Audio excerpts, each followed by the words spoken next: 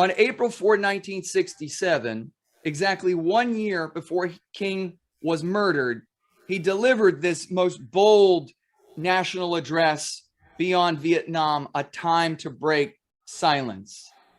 King called for the United States to withdraw from Vietnam and begin, quote, a radical revolution of values by channeling the millions of dollars spent on war to address the dire needs of the nation's poor and near poor.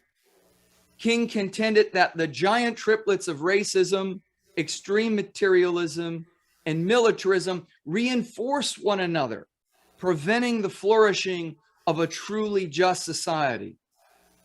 Reverend King came to this conclusion after he observed millions of Black people remaining in dire conditions, even as important advances had been made in civil rights, including ending segregation and expanding voting rights. As early as the bus boycotts, King had argued that those in power pit poor whites against ethnic minorities to prevent poor people from coming together and collaboratively seeking to change the dominant social order. Reverend King understood that Black people and other minorities disproportionately bore the burden of poverty as they do today, but he also knew, and we ought to keep in mind, that everybody who's poor, including the millions of poor whites, were oppressed. He said in a December 1967 speech, quote, in our society, it is murder psychologically to deprive a man of a job or an income. You are in substance saying to that man that he has no right to exist. You are in a very real way depriving him of life, liberty, and the pursuit of happiness, denying in his case the very creed of his society, end quote. To make good on its promise of life, liberty, and the pursuit of happiness, Reverend King believed that the United States needed to ensure its citizens' basic needs were met. In his book, Where Do We Go From Here?, King wrote that the United States could initiate this kind of transition by guaranteeing a livable minimum annual income for every American family, as well as ensuring that all workers, regardless of industry, are paid a fair wage. Now let's ask ourselves, where do we stand today, more than 50 years after Reverend King's assessment of economic inequality? Today, the federal minimum wage is what? $7.25 an hour. Florida's minimum wage went up last year. It's a whopping $10 an hour. And just to give you some perspective, the federal minimum wage of 1968 had the buying power of $11 in today's money. Now, according to an Oxfam report that was released this year, get this, about 44% of workers in the United States earn less than 15 bucks an hour in 2021. 44%. More than 50% of Black workers and 60% of Hispanic workers earn that much money. Now think about this. For those working 40-hour work weeks, which you don't always get, that's $600 a week. That's $2,600 a month. That's $31,200 a year. Now get a third of workers, according to this Oxfam report, don't even make that much.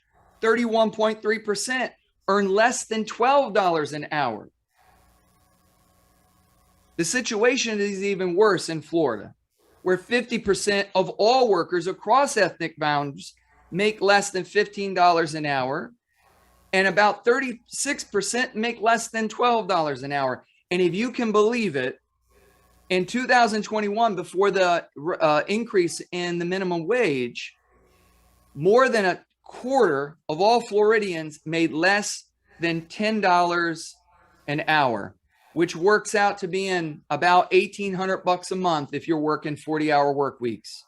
Now ask yourself this: how can people earning $2,600 and $1,800 a month, how can they afford to pay for housing when the average cost of rent ranges from $1,700 a month in Jacksonville to about $2,000 in Tampa and the Miami Fort Lauderdale area? After all, when you apply for rent, the people renting to you want you to make 3 times as much as you're going to pay in rent, don't they? Now, the problem is not that workers' labor isn't worth more. In April 2022, just recently, the Center for Economic and Policy Research concluded that the minimum wage would have been $23 an hour as of last year if it kept up with inflation and worker productivity. And instead, those additional profits that are generated by working people, after all, go into the bank accounts of the very wealthy few. And today, the percentage of overall wealth possessed by the bottom 50% in the United States is about the same as what it was in the late 1960s. In 2021, the bottom half of our population owned 1.5% of all wealth. That's less than 2% of wealth owned by half of the population. The very poorest remain very poor, as they did in King's Day, and the very wealthiest earners now take more and more. In fact, the concentration of wealth at the 1% mark is much higher today than it was in King's time. Now, one of the reasons for this inequality is the fact that you don't really make money through work under capitalism. And you know this if you understand how it works. You make money through investment. And most of the stocks in this country are held by very few hands. In 2021, the wealthiest 10% of households owned nearly 90% of all stocks. And that's how you really make money. Money makes money in a capitalist economic system. That's not a critique, it's just a factual observation. The bottom 90% of Americans hold about 11% of all stocks. So when you hear about increases in the stock rates, we're talking about certain people primarily making more or maybe making less from time to time. In Reverend King's defiant speech titled "Three Evils of Society," he cleverly observed that the United States political policies favor socialism for the rich and capitalism for the poor. Part of the problem, he says, is that we have deluded ourselves, I'm quoting him, into believing the myth that capitalism grew and prospered out of the Protestant ethic of hard work and sacrifice. He says, the fact is that capitalism was built on the exploitation and suffering of Black slaves, and it continues to thrive on the exploitation of the poor, both Black and white, both here and abroad.